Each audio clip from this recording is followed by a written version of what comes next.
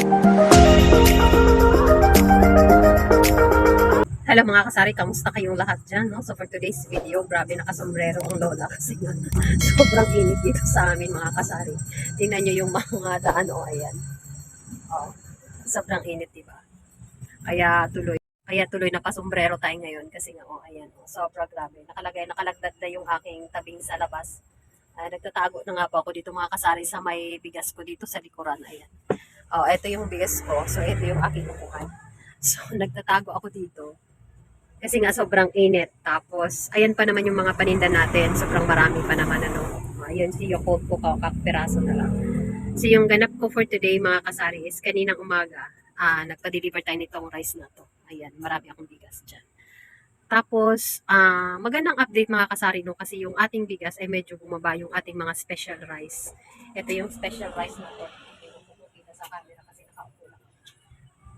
Ayan, so medyo bumaba mga kasari ng 50 pesos per sack ang ating mga special rice. Kaya napabili tayo at plano ko magdagdag ng order kasi nagtaka ako doon sa presyo at hindi nagtaka, natuwa dahil nga bumaba ng 50 pesos per sack yung ating special rice. So hindi ko pa nga nabago yung aking presyohan, nandiyan pa ako sa 62. So medyo nagdagdag kita tayo dyan ng 50 pesos kada sako, no? Kasi nga bumaba yung ating bigas. So kung bumaba pa talaga yan sa sunod na bili ko, so pabaguhin ko na yung aking 62. Gagawin ko ng 60 per kilo. So ito mga kasara yung aking electric fan dyan. Nakaharap dito yan sa akin. Kasi nga dito na ako sa gilid nagtatago kasi mainit. Ayan sobrang init. Kamusta po sa inyo dyan mga kasari? Mainit ba kagaya dito sa akin? Ayan. So, summer na kahit hindi pa talaga summer. Pero sobrang summer na init na po dito sa amin. So, start tayo dyan kay Bear Brand. Si Bear Brand ko ay 13 pesos. Yung stick ko na kape, ayan yung stick natin na kape ay 3 pesos. Tapos may katabihan siya na creamy latte. Creamy latte na twin pack which is 15 pesos. Yung creamy latte ko mga kasari at saka si creamy white na twin pack, yan ay tag 15 pesos. Pero po, eto si kopi ko brown, mga kopi ko, basta kopi ko ang brand, pwede ko pong ibenta ng 14 pesos kasi medyo mababa yung kanyang price per tie niyan. Tapos yung mga single tie niya mga kasari, tag 9 pesos ako sa mga Nescafe, and sa mga single tie naman ng mga kopi ko ay pwede nating ibenta ng 8 pesos. 8 pesos lang mga kasari, pwede na. Tapos doon naman tayo mga kasari kasi nakaupo lang ako, tignan nyo na lang. Yung ating mga regular na mga pansit canton, yung mga nandoon sa glass. Ayan, focus ko na lang. Yung mga nasa glass na yan, ayan. Yun sila, ang benta ko niyan ay 14 pesos ang mga regular. Pero yung ating mga extra big, kapag wholesale, pwede kong ibenta ng 20. Pero kung isa-isa lang, retail ay 22 pesos. Yun. Yun ang aking bentahan sa aking paninda dito sa aking tindahan. So yun kasi ay medyo hindi nababago yung honey lemon. Wait lang.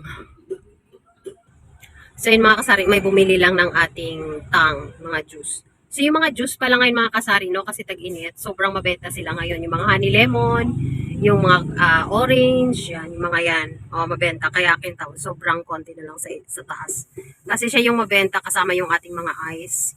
Yung gusto nila na flavor sa mga mga kasari is yung orange, anong honey lemon, yung mga nesty naman yung lemon, ayun, mas mabenta ngayon. Yun ang mabenta dito sa aking tindahan kapag tag-init. And of course, yung ating dingka nagkonting-konti na lang, hindi po ko pa na siya na-refillan. Yung ating mga Alaska dyan na mga evap at saka mga cowbell na mga condense. Mahilig silang magawa-gawa ngayon kasi lalo na't meron na tayong pang-avocado ngayon. Lumabas na si avocado kaya mabenta na si condense at saka si Alaska at maraming naghahalo-halo ngayon mga kasari dahil sa sobrang init. Kaya sobrang mabenta ngayon ang mga halo-halo, mga ice candy. Kaya yung ating mga pang-flavor sa mga ice candy at saka yung mga ice candy wrapper, ayan mabenta yan. And yung ating mga pa-Alaska, yan, mabenta ang mga yan. Kaya wag kayong magpapaubos sa ganyang mga stocks. Sa akin nga, paubos na mga kasari, kaya ibibili ko na naman yan siguro bukas lang kasi sobrang init yan. Saka bukas pala is Sunday, so pwede tayong umalis at bumili ng mga kulang-kulang natin ng mga paninda. So, ayan lang aking may share ngayong Saturday mga kasari. Ayan, at yung ating mga, ayan o, yung mga kape ko ay bungi na pala sa taas.